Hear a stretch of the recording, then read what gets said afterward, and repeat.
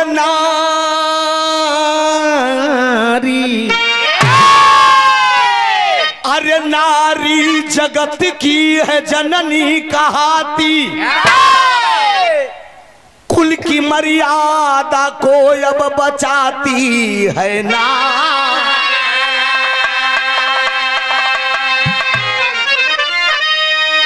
नारी राधा विशाखा रही रुक्मिणी, जामवंती सतभामा कहाती है नारी। नारी झांसी की रानी और दुर्गावती, हम मर्दों पे ममता लुटाती है।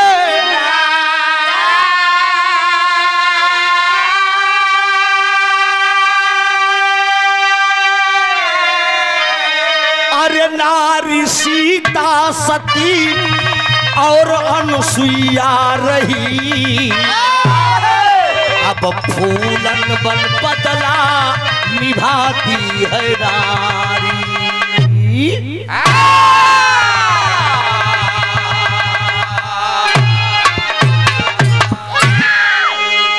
ये वही तपोधरती है मित्रों, भगवान गौतम बुद्ध, राम कृष्ण, सीता अनुसुईया जालिपा की ये धरती है। कहा गया जहां नारियों का सम्मान होता है वही हिंदुस्तान है। ये सीता अनुसुईया की धरती है। महासती अनुसुईया इसी धरती पर पैदा हुई।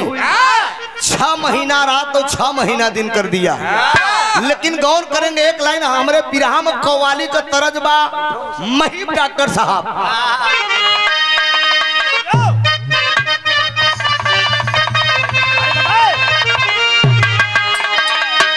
ए मनोज, ई कव्वाली के अरे वाह बिरहा जगत के पितामह स्वर्गीय परशुराम गुरु जी के गावत रहे। लाइन कैसन बा? अरे उठो मुसलमान नमाज पढ़ लो, अरे उठो मुसलमान नमाज पढ़ लो, अरे उठो मुसलमान नमाज पढ़ लो, अभी मेरा सर कटा रही। उठो मुसलमान नमाज पढ़ लो, अभी मेरा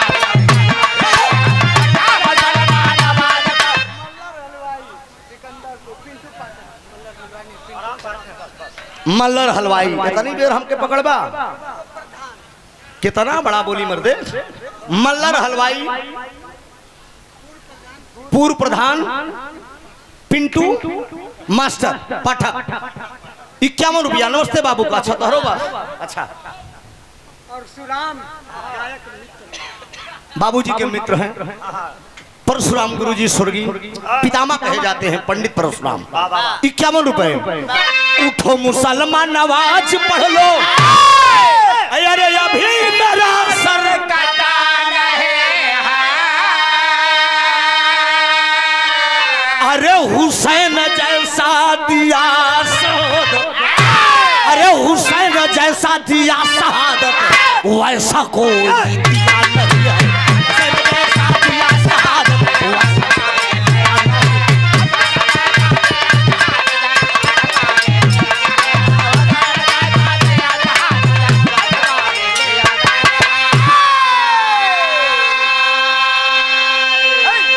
पट्टे बाबूजी को काम करता मसाला।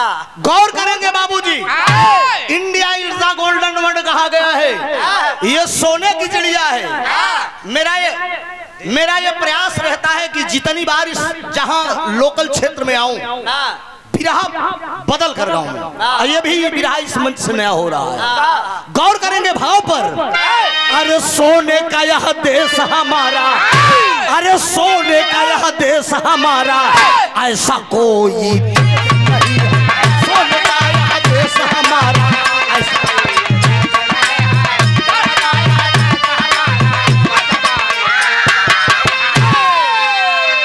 सोने का यह देश हमारा,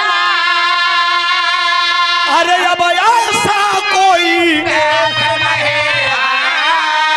अरे रामायण और गीता सरीखा, अरे रामायण और गीता सरीखा, इससे बड़ा उपदेश नहीं है।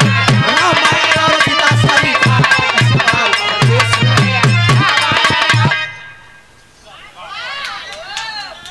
सोने का यह देश हमारा ऐसा कोई देश नहीं है। रामायण और गीता सरीखा इससे बड़ा उपदेश नहीं है। ध्यान आप लोगों का बटे ना।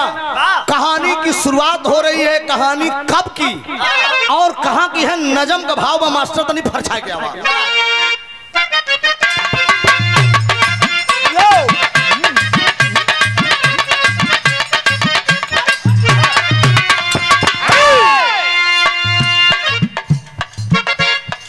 मानवता जिसमें है,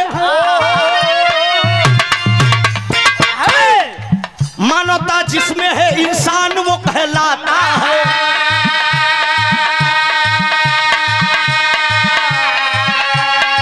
मानवता जिसमें है इंसान वो कहलाता है।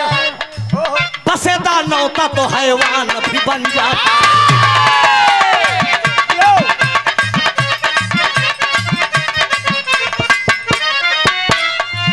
जिला जालौन में,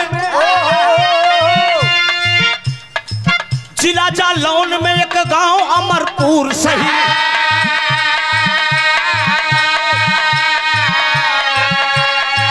जिला जालौन में एक गांव अमरपुर सही। वही की वाक़ क्या बताऊं मैं हुजूर।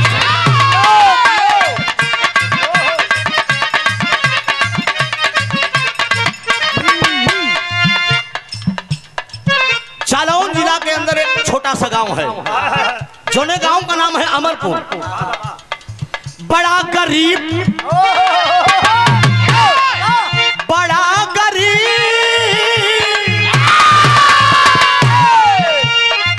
बड़ा गरीब राम तीरथ का परिवार रहा।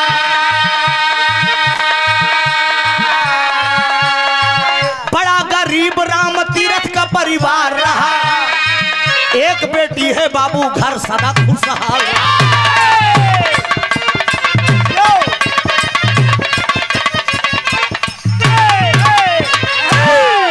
तनी बात को समझ ला।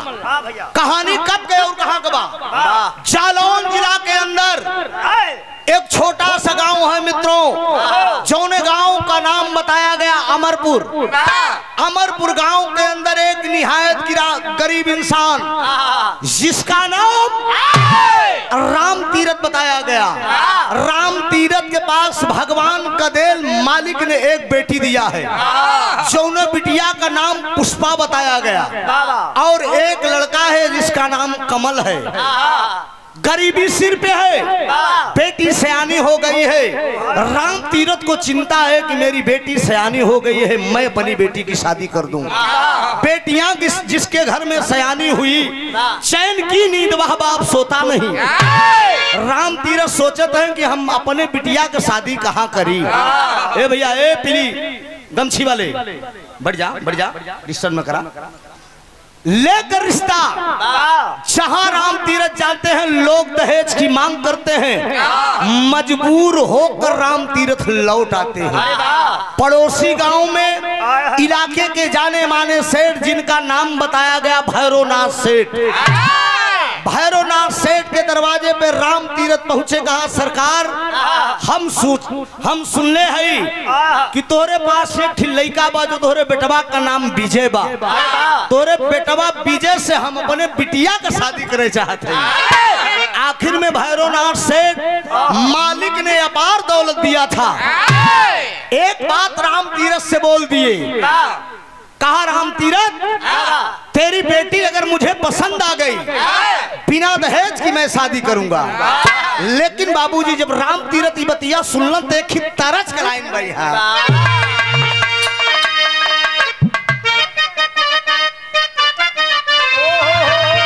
अरे हंस के जा देखा, अरे हंस के जा देखा, तू एक कबेरिया हम मारी मारी जाई तोहार गिरिया, हम मारी मारी जाई तोहार गिरिया। अच्छा बेटा, क्या बात है?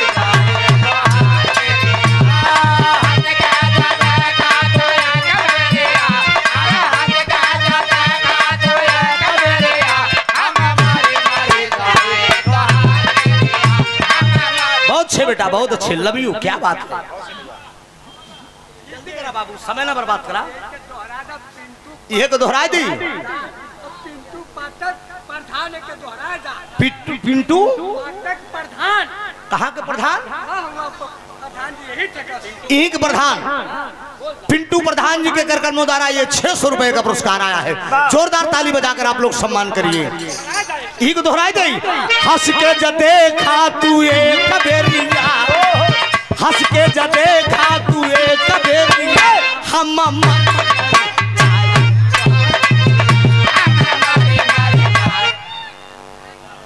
ए बाबूजी। लेकिन भैरवनाथ से राम तीरथ से कह रहे हैं कि अरे बतिया के कैला स्वीकार समधी। बेटी राम तीरथ की बेटी को जब भैरवनाथ सेठ ने देखा और अपने बेटों को भी दिखाया, जब बेटा विजय देखता है तो वो अपने पापा से कहता है कि लड़की ठीक है। भैरवनाथ सेठ को भी बहु पसंद है, तो वही वो कहता क्या है, अरे बतिया के कैला स्वीकार समधी, अरे बतिया के कैला स्वीकार समधी, तोहरे बेटावा पे लोभान समधी, तोहरे बेटिया पे बेटावा लोभान समधी।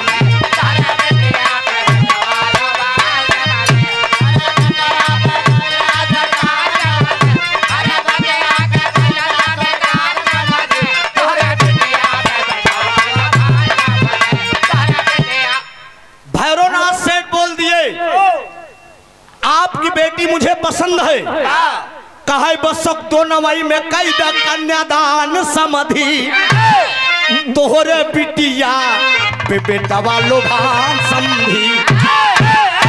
क्या बात करते हो? राम तीरथ बिना दहेज की मैं शादी करूंगा। राम तीरथ हाथ जोड़कर भैरवनाथ सेठ के आगे बोल दिए कि हम दहेज बाबूजी दे लाए नहीं है, हम केवल दोना में पांव पूजा। भैरवनाथ सेठ बोले कि मुझे रिश्ता मंजूर है। गौर करेंगे, दिन तारीख रखी गई, दिन तारीख रखी गई, बारात लेकर भैरवनाथ सेठ राम तीरथ के दरवाजे पे आने की तैयारी कर रहे हैं। लेकिन बाबूजी इसी बीच में एक घटना घटती है। घटना क्या घटती है? जिस लड़की की शादी हो रही है पुष्पा, उसकी एक बचपन की सहेली है जिसका नाम है कमला। कमला के दरवाजे पर लेकर निमंत्रण वो गई है। कमला से कह रही कि दीदी मेरी शादी पड़ गई है, क्या मेरे दरवाजे पे तुम नहीं आओगी? कमला कहती है कि तुम चिंता मत करो, हम 1 हफ्ता पहले से तेरे दरवाजे पे आऊंगा। 1 हफ्ता पहले से कमला आ गई है, दरवाजे पे सारा काम कर रही है। वह दिन आया, वो तारीख आई जब भैरवनाथ सेठ बारात लेकर राम तीरथ जी के दरवाजे पे आते हैं। तो दोबारा के 4 का समय वो समय गांव में आज भी ये परंपरा है, गांव की औरतें जुटकर दूल्हा को देखने के लिए एकत्रित होती हैं। तमाम औरतें एक कतार से खड़ी हैं दूल्हा को देखने के लिए। लेकिन उसी औरतों के बीच में वो जो उसकी सहेली थी कमला, जो उसके घर पे आई थी, वो भी खड़ी हुई है। उसी समय घटना घटती है। एक लाइन तरज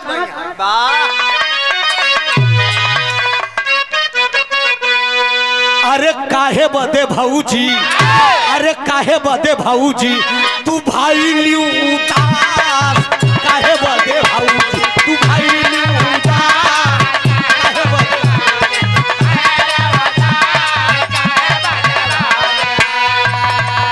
कहा यार काहे बदे भाऊजी, अरे तू भाई लियू उतार। अरे पिया परदेसवा, अरे पिया परदेसवा देवारा वही बापा, पिया परदेसवा देवारा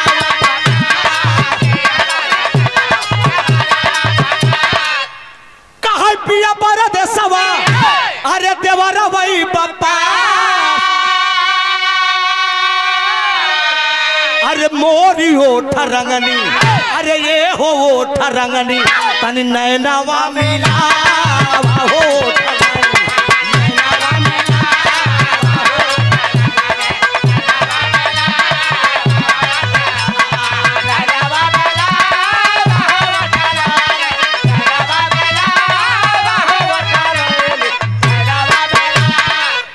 राम प्रसाद यादव जी,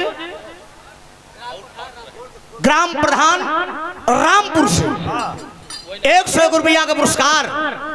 दातार सुखी रखकर से भैया लोग सुखी रहा है। लेकिन बाबूजी राम तीरथ के दरवाजे पर जब बारात आई है, वो विजय दूल्हा अपने ससुराल में पहुंचा है।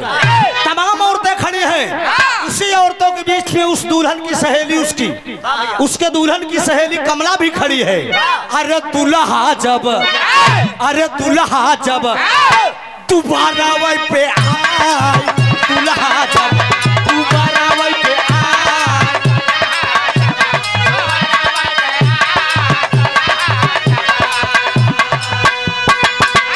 अरे दूल्हा या भैया, अरे दोबारा वही पे आए,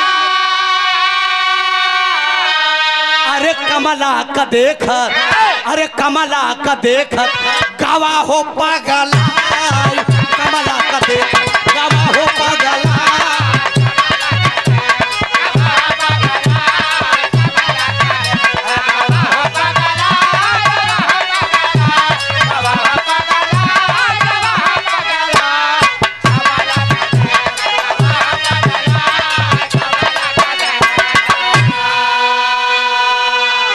औरतों के बीच में वो कमला भी खड़ी हुई है।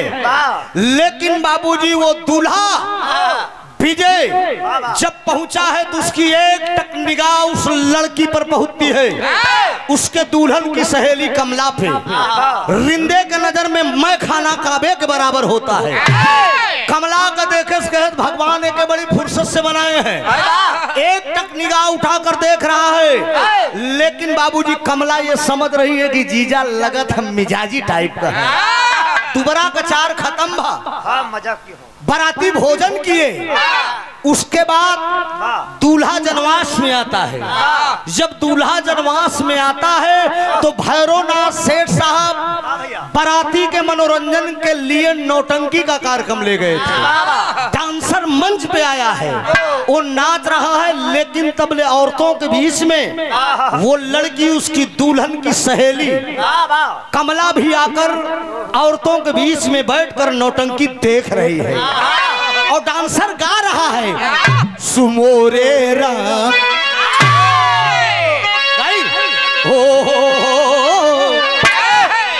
हैदर गुरु को वर्जनल आए के जाने रहे। सुमोरे राम धीरे से गागर उतार लियो, कहीं लचकी न जाए।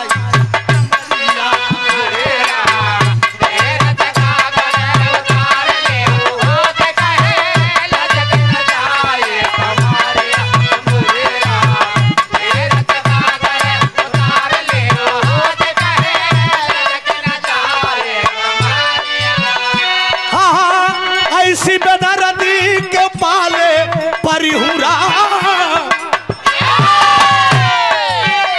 ऐसी बेदर्दी के पाले परिहुरा जोड़ा भराव।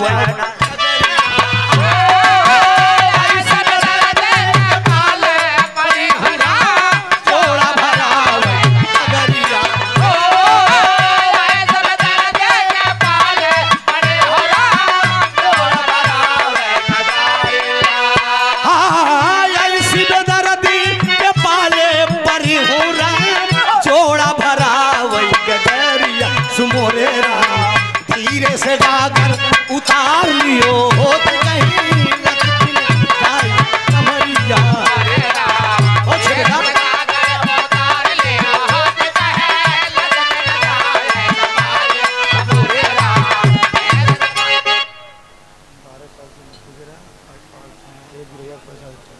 क्या नाम है?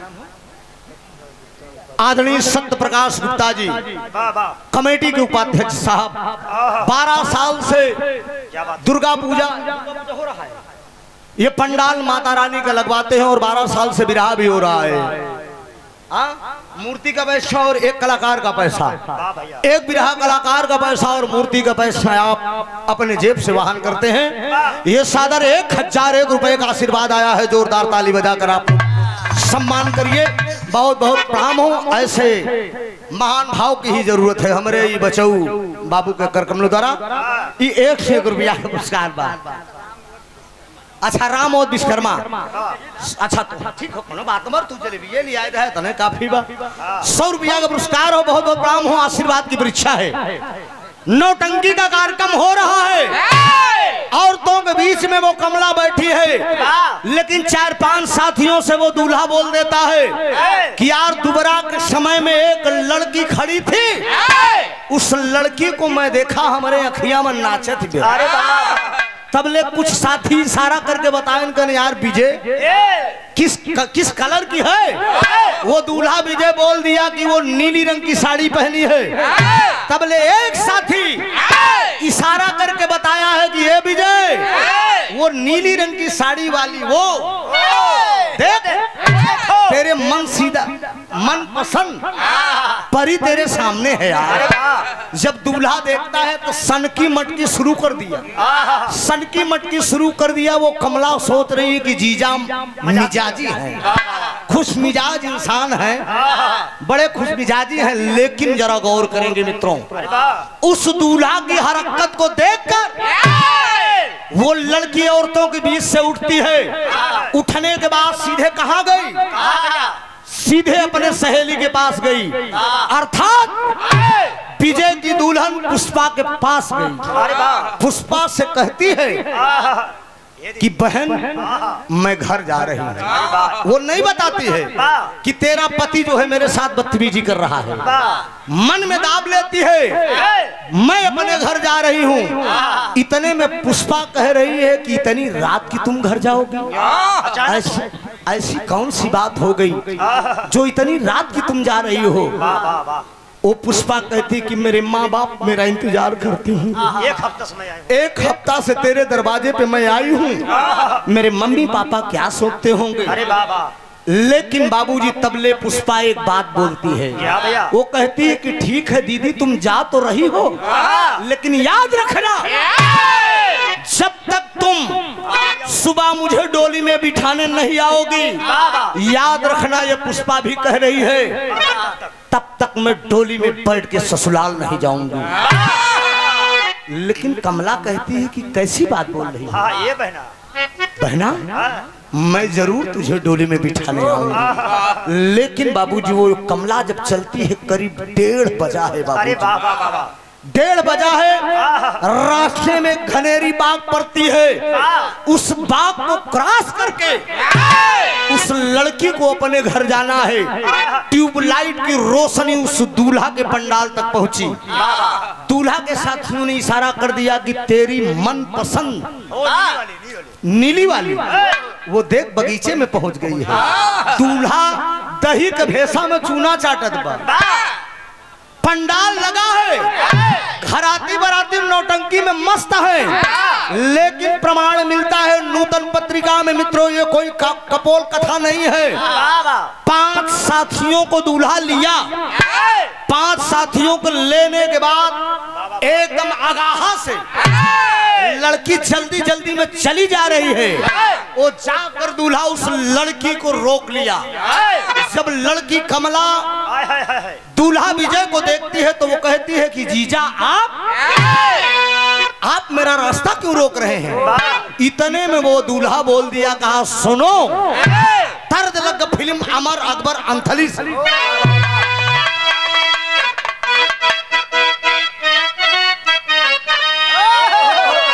अरे तारीफ तेरी निकली है दिल से अरे तारीफ तेरी निकली है दिल से अरे आई हलब पे बन के सवाली शिरडी वाले साईं बाबा आया है तेरे दर पे सवाली शिरडी वाले साईं बाबा आया है तेरे दर पे सवाली शिरडी वाले साईं बाबा आया है तेरे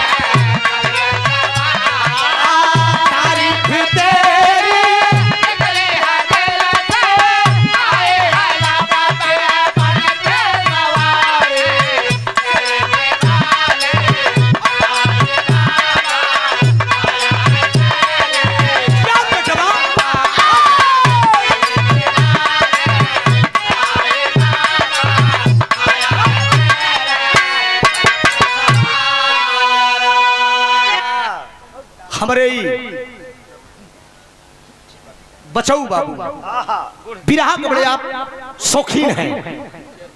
51 रुपए का पुरस्कार हमारे धर्म के पूजनी बाबूजी समाजवादी पार्टी के पूर्व चेयरमैन बाबू रवि चौबे साहब बिरहा कलाकारों के लिए बड़े आप भगवान हैं। न जाने कितने कलाकारों को आपने उठाकर बड़ा से बड़ा मंच देने का काम आपने किया। जरा गौर करेंगे आप, सदर 500 रुपए का पुरस्कार है।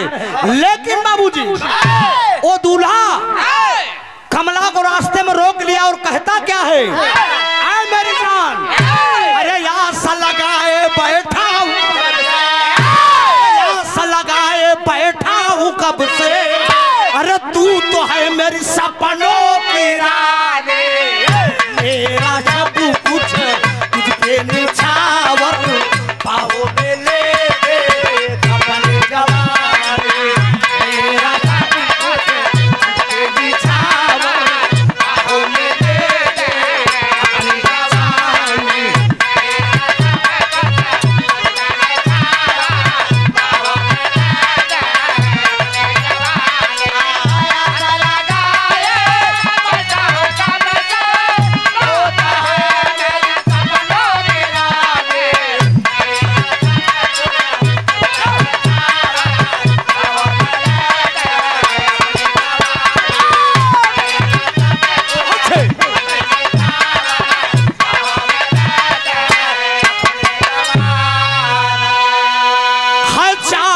हंसनीसी और बोल में पिग पैनी, लज्जा भरी अदा है, अंगों में है मृग नैनी, बिलबा हमें झुलाए दिल को नहीं चैन है, काले घुंघराले बाल जैसे दिन में हुई रैन है, प्यार से अपनी को पायल बजा दे, प्यार से अपने को पायल बजा दे, गोरी चुनरिया में दूंगा निशानी, कुछ नजर से पतली कमर से होगी कुछ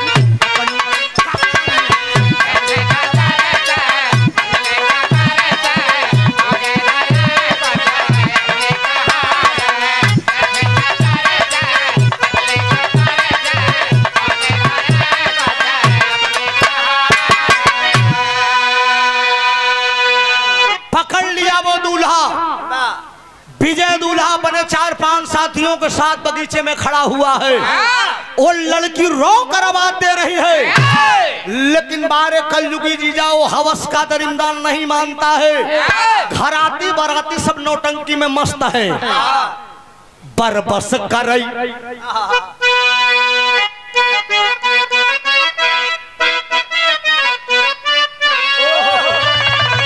बरबस करई चरौरी, लेकिन ना माने पे,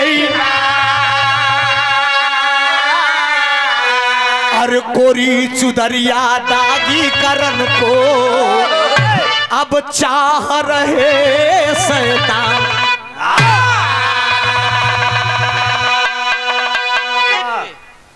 क्या बात है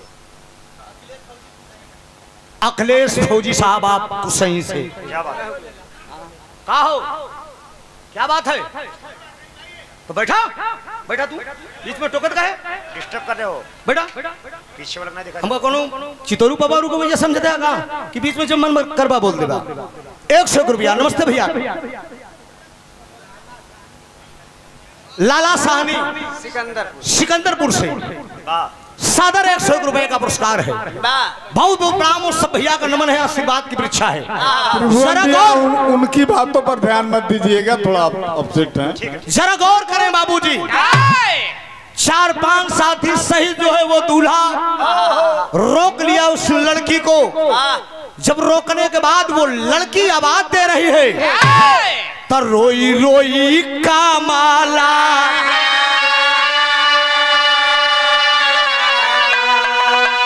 बाबू कैली पुकारिया, अरे जीजा जी ने लूटा अब हमारा पर्दा पानी,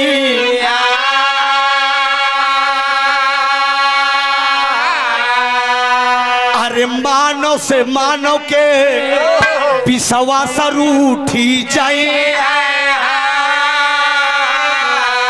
अरे केहू के घरे ना जाई, केहू का बेटी औ बहिनी,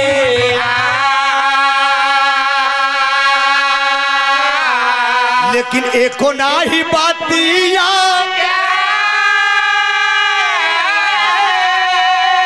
ए बाबू मना ले कसाईया,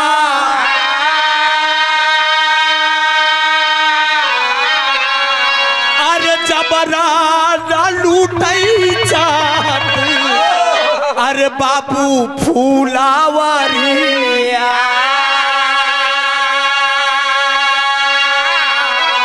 अरे तनवा के साड़ी पापी नीचे खींचे बेईमानावा,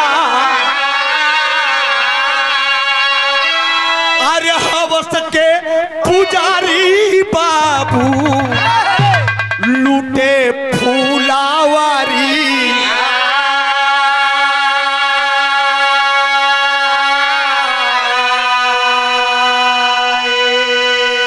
लड़की रो रो कर आवाज दे रही है बाबूजी, लेकिन बारे हवस के दरिंदे नहीं मान रहे हैं।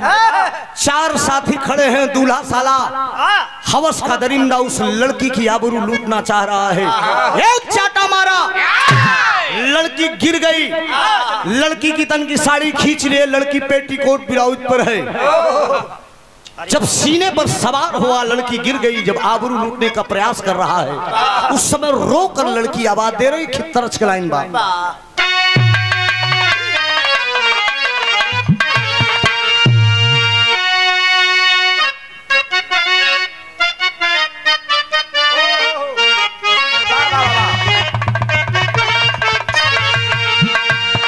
यह दरज के लाइन बा कि अरे सावन, कि अरे सावन भादो के जैसे नैना, कि अरे पार, कि अरे पार देसिया पलम के बिना, कि अरे पार देसिया पलम के बिना रहलो न जाता, रहलो न जाता, देसिया पलम के बिना रहलो न जाता, रहलो न जाता, देसिया पलम के बिना रहलो न जाता, रहलो न जाता। सालेला फगुनवा सवरिया, सालेला फगुनवा सवरिया, पानी बेकरार हो, देसिया पलम के बिना रहलो न जाता, रहलो न जाता, देसिया पलम के बिना रहलो न जाता।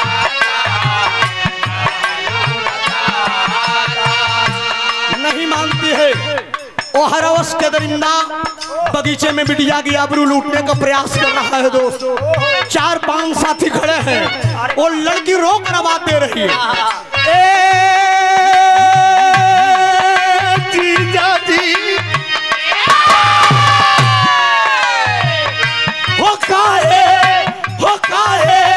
लूटन बाट जीजा जी, इज्जत हमार हो, इज्जत हमार लूटन बाट जीजा जी, इज्जत हमार हो,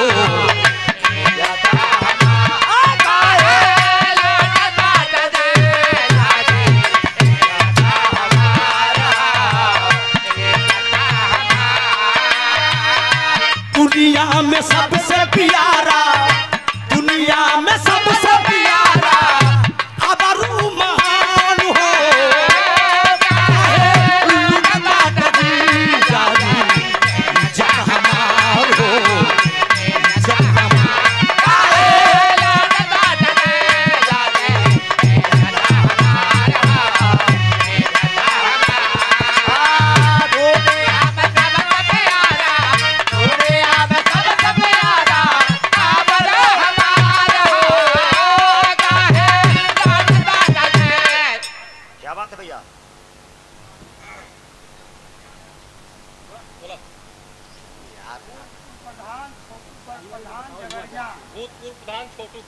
भूतपूर्व प्रधान छोटू प्रधान जगरिया के धरती से था ना, टाइम ना लगवा करा करा 100 रुपया। नमस्ते भैया। एक को नाही पातिया एक को नाही पातिया मनले कसाइया चबरा न कैले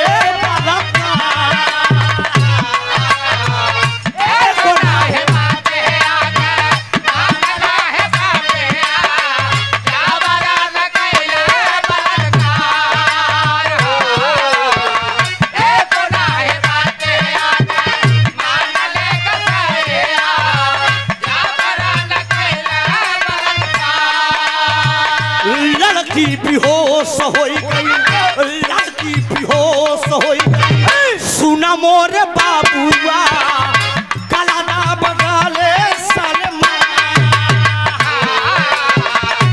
लड़की बेहोश होई गई। सुना मोरे बाबुआ गला ना बगाले सलमा, लड़के बेहोश होई गई। सुना मोरे बाबुआ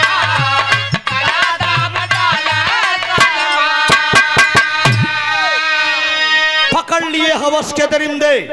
उस लड़की को बगीचे में 4-5 साथी खड़े हैं, मिलकर बारी बारी से उस लड़की के साथ बलात्कार करते हैं। सबसे पहले दूल्हा विजय बलात्कार करता है, उसके बाद बारी बारी से उसको और 4 साथी बलात्कार किए, लड़की के साथ बलात्कार किए। लड़की बेहोश हो गई, नहीं बर्दाश्त कर पाई। जब लड़की बेहोश हो गई तो वो साले हवस के दरिंदे गला दबाकर उस लड़की को मार डाले। उस लड़की का जब गला दबाकर मार डाले तो बिरहा में टेरी का भाव दिया गया।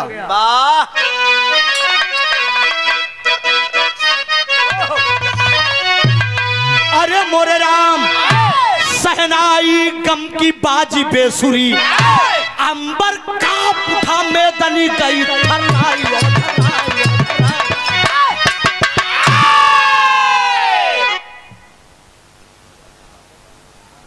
आदरणीय विद्याधर पाठक गुरु जी के कर कमलों द्वारा ये सादर 201 रुपए का पुरस्कार है। बहुत बहुत प्रणाम, सकल पंच को मेरा नमन है। अंबर कांप उठा मैदानी गई थर्राई, सहनाई गम की बाजी बेसुरी। उस लड़की का गला दबा दिए और मार डाले। जब लड़की मर गई तब आगे कहानी क्या होती है, पापड़ का भाव दिया गया।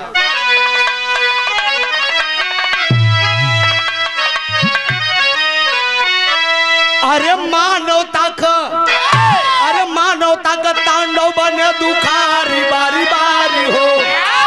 अरे मानवता का तांडव बने दुखारी बारी बारी हो। हवस मिटाए अत्याचार बारी बारी हो।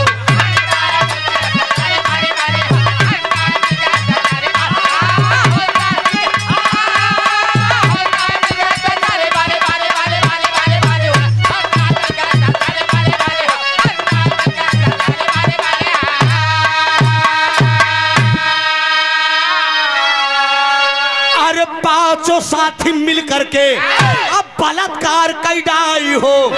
लड़की जब बेहोश हो गई तो गला दिए अरे अम्बेस्टर में लाश ले गए। अरे रख दी हले सुनला भारी हो। जनवासा में सो वही टांग पसारी बारी बारी।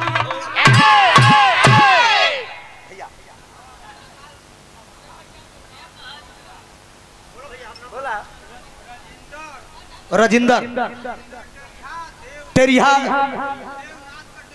देवनाथ का टेरिहा राम ग्राम सभा जगरिया देवनाथ खलीफा के टेरिहा हूँ। राजिंदर जान गया ना आप लोग, ठीक हो भैया। कोरस मास्टर धन अच्छा खत्म हो गया। अच्छा तो पैसा के देते? अच्छा बहादुर देते। 100 रुपया का पुरस्कार भैया को प्रणाम हो। आशीर्वाद की परीक्षा है, स्वर्ग में उच्च स्थान मिले बाबूजी। गौर करेंगे बाबूजी, पांचों साथी मिलकर के उस लड़की के साथ बलात्कार किए। बलात्कार करने के बाद जब लड़की बेहोश हो गई, साले गला दबा दिए, गला दबा दिए, लड़की मर गई। जब लड़की मर गई बाबूजी, तो दूल्हा सोच रहा है कि अब इसकी लाश को कहाँ गायब किया जाए। उसमें एक ड्राइवर भी था। ड्राइवर को इशारा करता है, वो दूल्हा की जाकर जन्माष्टमी से उस समय में अम्बेस्टर चलती थी, लेकर गाड़ी अम्बेस्टर आओ। गाड़ी आती है बाबूजी, पीछे की डिग्गी खोली गई, उसी डिग्गी में उठाकर पांचों साथी मिलकर उस लड़की की लाश को रख दिए। विवाह में दिक्कत ना हो, घराती बराती में शोरगुल ना हो, सही से शादी हो जाए और विदाई भी हो जाए। लेकिन बाबूजी कहा गया है कि बुरा काम का बुरा नतीजा ना मानो तो कर देखो। बुरा काम का बुरा नतीजा, बुरा काम का बुरा नतीजा ना मानो तो कर देखो, और जिसने जिसने किया है यारो उसका घर देखो।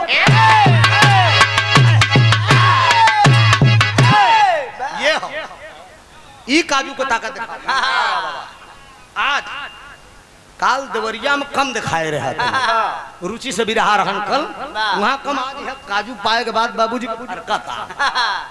खैर खून खांसी खुशी पैर पीत मधिपान, खैर खून खांसी खुशी पैर पीत मधिपान, रहीमन दाबे ना दबई जाने सकल जहान। जल्दी जल्दी में जब लाश को रख रहे हैं, जो लड़की साड़ी पहनी थी बाबूजी वो भी उठाकर रख रहे हैं। दाब दिए, डिग्गी बंद कर दिए दरोगा।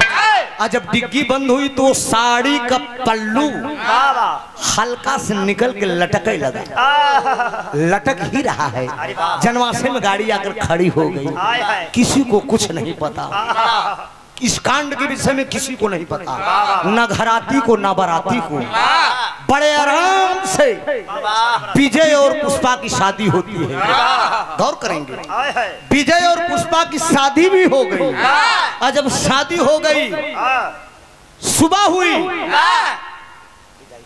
नेछू हुआ, मुंह दिखाई हुई, पूरा रस्म हुआ। पूरा रस्म होने के बाद जब विदाई का समय आने लगा, जब विदाई का धीरे धीरे समय आने लगा, उस समय अकेले में बैठी, अकेले में बैठी बिटिया पुष्पा मन ही मन याद कर रही है। मन ही मन सोच रही कि मेरी बचपन की सहेली कमला मुझसे वादा किया था कि मैं डोली में बिठाने जरूर आऊंगा, लेकिन थोड़े दिनों में मेरी विदाई हो जाएगी। न जाने कमला क्या कर रही है, लेकिन मालिक कर रहे मुख करम देखें बाबूजी। होता क्या है आगे कहानी में, आल्हा का भाव दिया गया।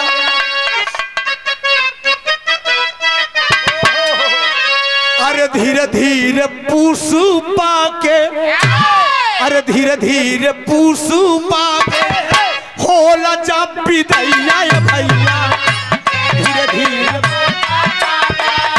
होला जब विदैया भैया।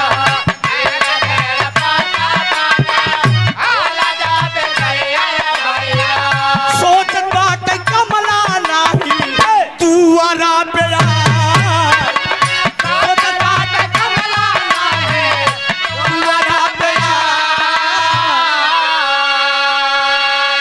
सखिया सहेलर मिल, सखिया सहेलर मिलके काइलिन सिंगरवा भैया, सखिया सहेलर मिलके काइलिन सिंगरवा भैया।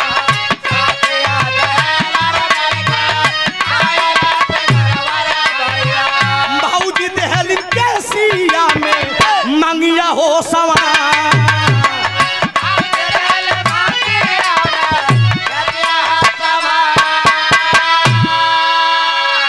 कवना कसूरा बहिना, अरे कवना कसूर बहिना हमारा से भैली हो सुना।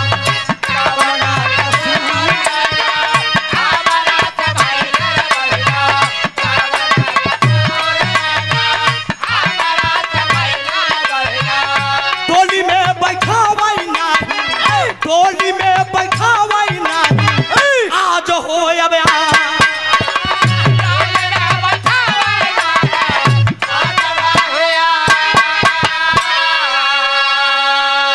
अरे घर घरवा से बाहर जब, अरे घरवा से बाहर जब निकली है पुष्पा ये भैया, घरवा से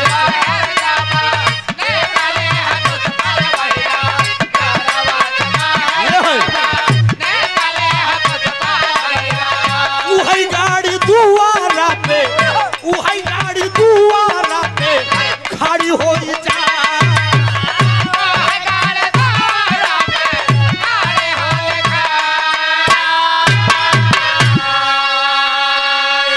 गौर करेंगे बाबूजी, घर से बाहर जब वो लड़की की विदाई हो रही है और वो निकल रही है तो चौने अब गाड़िया में, अरे चौने अब गाड़िया में कामला का लसिया भैया, चौने अब गाड़िया में कामला का लसिया पंचौ,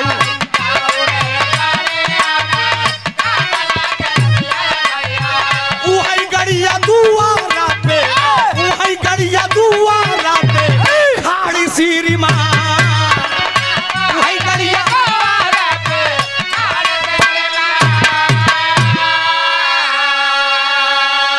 गौर करेंगे बाबूजी, पुष्पा की विदाई हो रही है, मालिक का रहमो करम देखें जिस गाड़ी में आज उसको बैठना है और उसी गाड़ी में उसकी सहेली कमला की लाश रखी हुई है। घर के बाहर वो लड़की जब निकल रही है, निकल के जब आ रही है सखी सहेली लोग विदाई कर रही हैं, तब ले सीधे निगाह उस पुष्पा की उस गाड़ी के डिग्गी पर जाती है। जब गाड़ी के डिग्गी पर गई तो वो सोच रही है अपने मन में, यही साड़ी, इसी कलर की साड़ी तो कमला पहन के जो है मेरे दरवाजे पे आई। एक बात वो अपनी भाभी से कहती है, पुष्पा कहाई की हमना, अरे पुष्पा कहाई की हमना जा पाई ससुरवा हो सुनवा,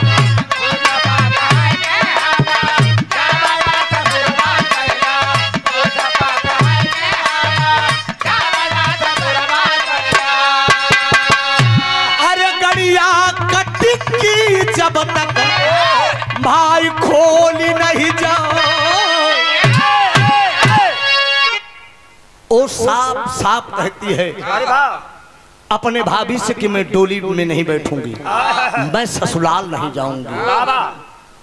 भाभी कहे लगी कि बड़ी बदनामी हुई बिट्टी, का बात, कैसन बात हो कि तू डोली में ना बैठू।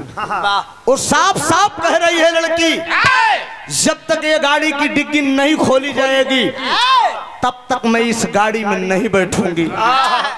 इतना ही बात जब सुनता है वो दूल्हा विजय, पास में अपनी दुल्हन को आता है, वो डांट कर बोलता है, खबरदार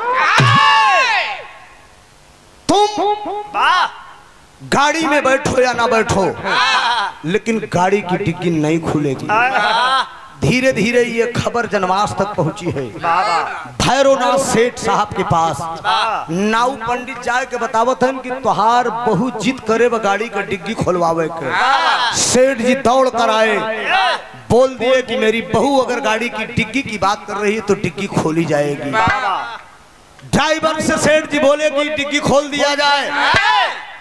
दूल्हा विजय बोलता है कि खबरदार गाड़ी की डिग्गी पिताजी नहीं खुलेगी। डांट कर सेठ जी बोलते हैं कि तुम मेरे बेटे हो, तुम्हारी इतनी हिम्मत मेरे सामने, बहू अगर गाड़ी की डिग्गी खोलने के लिए कह रही है तो गाड़ी की डिग्गी खोल दिया जाए। सेठ साहब का आदेश, सेठ जी के आदेश भा 4-6 लड़का इकट्ठा हो के ड्राइवर को पकड़े। ड्राइवर को पकड़े के बाद कहें चाबी लगावे, लगा। सेठ जी के आदेश से तुरंत चाबी लगाओ। मित्रों, जब चाबी वो ड्राइवर लगाता है, जब जो ही डिग्गी में चाबी लगती है और चाबी लगाने के बाद जब फाटक उठाया जाता है तो देखते हैं तो सामने जो है उसी लड़की की लाश रखी हुई है। जब कमला की लाश है तो उस समय छाती पीट पीट कर वो लड़की पुष्पा रोने लगती है और घराती बराती सब अवाक रह जाते हैं। आखिरी भाव हुआ, होता क्या है,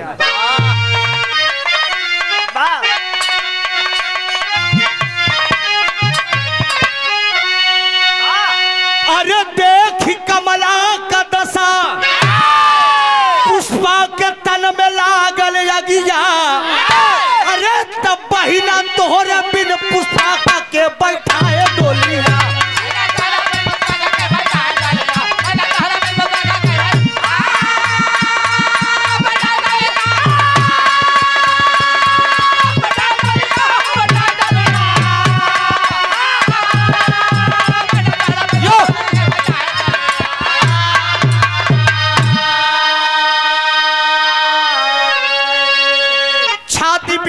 वो लड़की रोने लगती है। उसी घराती बराती में लोग फोन करते हैं थाने में, फोर्स आती है। और जब फोर्स आती है पूरी, दरोगा साहब आए तो ड्राइवर को जब मारने लगे तो ड्राइवर से पूछा जा रहा है कि कौन ऐसा कांड किया। ड्राइवर बतावत कि सरकार हमार कोनो गलती ना बा, हमार कोनो गलती बना बा, जमन गलती करे भाई खाली दुल्हवे करे। जो भी गलती किया है ये दूल्हा किया है। विजय दूल्हा को दरोगा साहब बुलाए, इधर आओ। तुम दूल्हा बन के आए ससुराल में, साले तेरी शादी हुई तो तुम इस लड़की पर दांत क्यों गड़ा दिए? अरे वाह वाह, ये बिरहा मेरा गाने का मतलब है जितने लड़कों की शादी नहीं हुई है, जिन बच्चों की शादी नहीं हुई है, उन बच्चों के लिए मैं गा रहा हूँ। जरा याद करना, कहीं भी जाना, कहीं भी जाना, किसी दोस्त इष्ट मित्र के दरवाजे पे जाना, दोस्त की बहन को अपनी बहन समझना। लेकिन आजकल क्या करते हैं लोग, दोस्ती कई के दोस्ते के मेहरुए के कब्जा कर लेते हैं। मुस्कनवा देखा डरम में धई के मुंह दे। दोस्त था वो, प्रेमी उसके पति से पहले दोस्ती किया। दोस्ती करने के बाद मर्चेंट नेवी में वो लड़का रहता था, बड़ा खूबसूरत था, लेकिन 17 टुकड़ा करने के बाद बोटी बोटी करके जो है ड्रम में डाल दिया। अभी हाल में जो टाइल्स के नीचे अपने पति को काट के पैक कर दिया। तो ये कांड मेरा गाने का मतलब उस दूल्हा से दरोगा साहब कह रहे हैं कि साले तुम दूल्हा बन के आए, लेकिन इस बिटिया पर निगाह तुम क्यों गड़ा दिए? तो हुई तस्वीर पकड़े गई ले गद्दार हो, अचलिया में जाके रोवई चारा पे जार हो।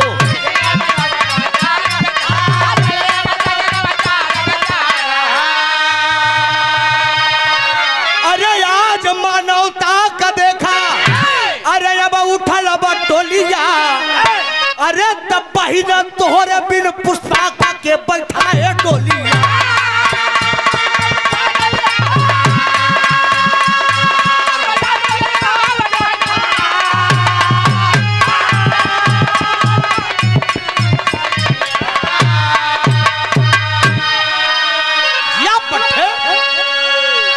हुई तस्वीर पकड़े गईले गद्दार हो, जलिया में जाए को रोवे जार बेजार हो।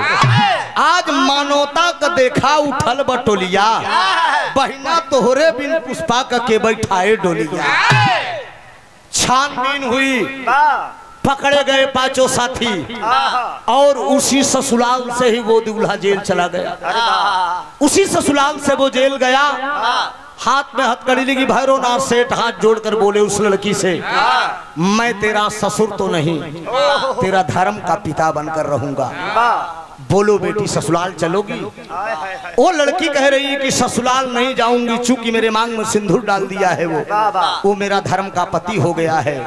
मैं किसी गैर मर्द से शादी भी नहीं करूंगी, उसी के मांग का सिंदूर मैं जिंदगी भी अपने मांगों में भरूंगी, लेकिन पराए मर्द से संबंध नहीं करूंगी।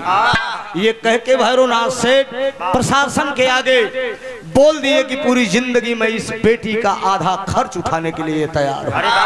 यहीं से विरह मेरा खत्म हो रहा है। ये समाज की दशा है मित्रों, ऐसे ऐसे लोग इस समाज में पड़े हैं कि ऐसी ऐसी घटना घटाते हैं। इसलिए गीत गाने का मतलब है कलाकार समाज का दर्पण होता है, कुछ समाज में नसीहत मिले। आखिरी भाव है,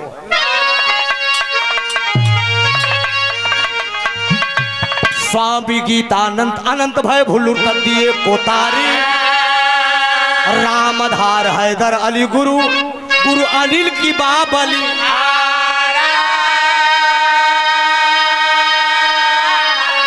अरे सहनाई गम की बाजी बेसुरी, बिरहा त्रिभुवन नाथ यादव खुला रहा सुनाई सहना।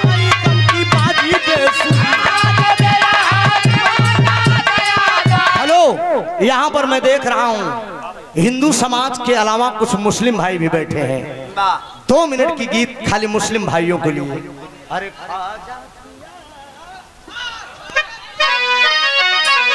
हेलो, जो बंधु बाइक से आए हैं, गेट के सामने जो गली है, कुछ भाइयों का गाड़ी वहाँ खड़ा है, थोड़ा दिक्कत हो रहा है।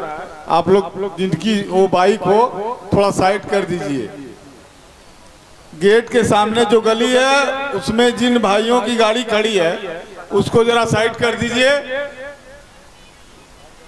धन्यवाद। वहाँ पर असुविधा हो रहा है लोगों को। श्री श्री 108 वार चैतावीर बाबा का वार्षिक श्रृंगार एवं सांस्कृतिक कार्यक्रम स्थान पथफेड़िया भीषमपुर एवं फिरोजपुर तीनों ग्राम सभा के बीच में शुभारंभ कार्यक्रम शानदार मुकाबला बिरहा का 19 अक्टूबर 2025 दिन रविवार को बिरहा की बड़ी अच्छी कलाकार मोहनिया बिहार के रवीना रंजन जी और इलाहाबाद प्रयागराज यूपी से त्रिभुवननाथ यादव आपके सामने मैं खड़ा हूँ। 19 अक्टूबर का आऊँ अभी गांव आप सब जान जा कहाँ बा कौने जगह बा। अब वहाँ आओ कुछ और पुरानी बात सुनाओ। ठीक 100 रुपया का पुरस्कार बहुत बड़ा मुस्लिम भाइयों के लिए 2 अल्फाज है दोस्त, जरा गौर करेंगे कि ख्वाजा पिया अजमेर बुला लो।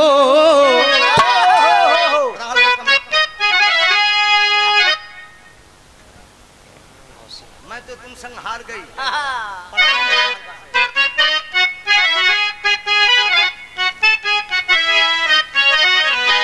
मैं तो तुम संग अरे नैन मिला के हार गई सजना, हाय हार गई सजना। लेकिन गौर करेंगे दोस्त कि ख्वाजा पिया अजमेर बुला लो। दरोगा गौर करना, आप तू जवन कहे ओका नहीं गावत है, ये हम अपन गावत है नहीं कि ख्वाजा पिया अजमेर बुला लो। आऊं तेरे आंगना, आऊं तेरे आंगना, ओ आऊं तेरे आंगना, आऊं तेरे आंगना। ख्वाजा पिया मेरे बुला लो, आऊं तेरे आंगना,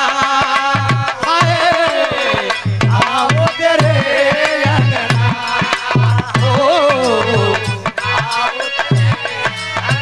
बता बेटा, आओ तेरे आंगना। कहते हैं सब तुम्हें वलियों के राजा,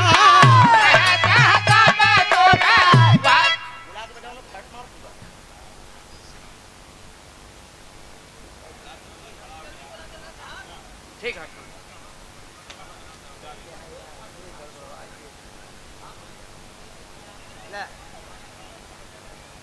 संतोष मास्टर साहब पटेल चौराहा 5 नवंबर को आदरणीय विजय लाल यादव जी और नीलम सिंह जी का बिरहा का कार्यक्रम है रात में। ये 5 नवंबर को ना भैया, 5 नवंबर को आनंद लीजिएगा। धन्यवाद। हमरे दरोगा भैया की तरफ से अच्छा वह हो जाए 2 लाइन। 51 रुपया सलाम कबूल हो, दुआ दे हम बच्चे अपने फन में सदा कामयाब हो। कहते हैं सब तुम्हें वलियों के राजा,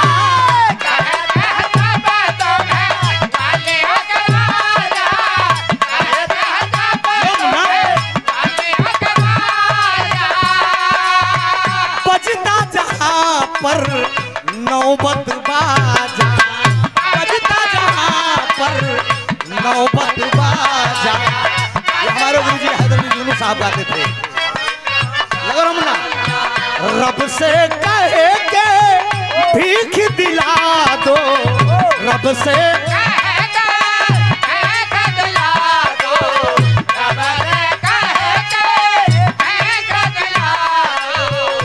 रब से कहे के भीख दिला दो आऊं तेरे अंगना, अरे आऊं तेरे अंगना ओ। अरे वाह, ठीक है, ठीक ठीक। हमरे सुनील भैया कोड़िहार के धरती से बगल में अभी हाल में 25 सितंबर को विराह कराए थे हमारा और रवीना रंजन जी का, और मंच पर ही भाई बोल दिए थे कि पर साल आपका फिक्स है। सदर 500 रुपया का पुरस्कार, बहुत बहुत प्रणाम। आशीर्वाद की परीक्षा है, आशीर्वाद दे हम बच्चे अपनी कला में कामयाब हों। आगे की लाइन क्या है? तेरे दर पे आते तवंगर, ये उर्दू अल्फाज है, उर्दू।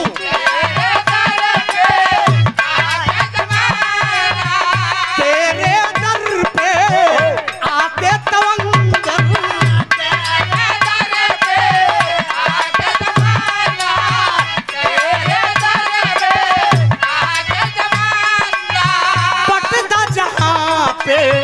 पटता जहाँ पे सुन लो लंगर, पटता जहाँ पे सुन लो लंगर, पटता जहाँ पे रब से कहे के भीख दिला दो, रब से कहे के भीख दिला दो, रब से कहे के भीख दिला दो, रब से कहे के भीख दिला दो आऊं तेरे अंगना ओ, आऊं तेरे। हेलो, एक मिनट बेटा। चुनरी में छाप रंग रे जमीन, मोरे अरस कजीना ओढ़नी।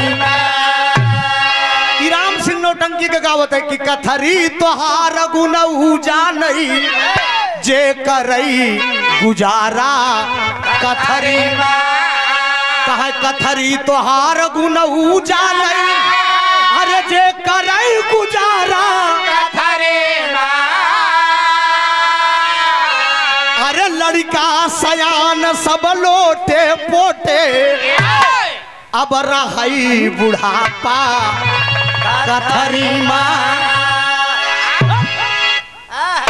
जिया बिटवा हमारो मन लेके जिया तू का नाम चाचा का? शमशार अली 51 रुपया। सलाम को बोलो 2 मिनट का भाव है भैया का हमारे फरमाइश भाई दरोगा भैया की तरफ से दिखाई हैदर गुरु हमारे गावत रहे, खाली 2 लाइन गाओ क्षमा चाहब का जम बिरहा गा चुके हैं, नंबर वो हरावे चाहिए। ओढ़नी में छापा, ओढ़नी में छापा रंग रे जमीन, ओढ़नी में छापा रंग रे जमीन, मोरा अरसा का जीना, ओढ़नी में मोरा अरसा का जीना, ओढ़नी में।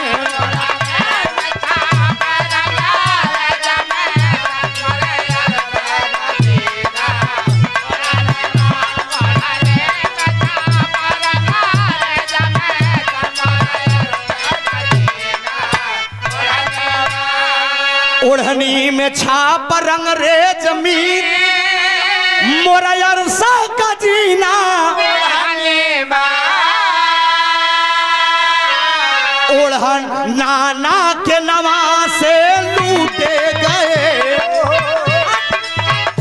नाना के नवा से लूटे गए, हाय रो मैं सकीना, ओढ़नी लूटे गए, हाय रो मैं सकीना, ओढ़नी में।